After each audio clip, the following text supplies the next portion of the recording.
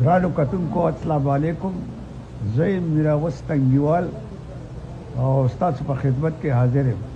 دا خلک د دروغو افواګانې ورکوي چې امر دی.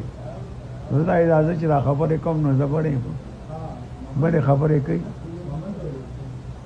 نو مهرباني دې وکړي چې دا غلطې پروپیګنډ نه کوي. او ټیک تمر خوشتا زه په آیات کمپلیکس کې داخل یم او زیر علاج یم. انشاءالله چې روغ بشم بیا به د دې خپل پښتنو په مخ خنداګانې کولاګانې مسکاګانې دا به خورم.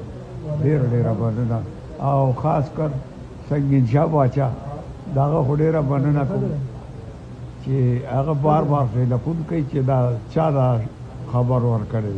هر چا چې ورکړي دا خبر به غلط دی. خدای دې کور او سارا ډغري موږ د ځان په خوښ اختی او دوی به راپسې بل سو.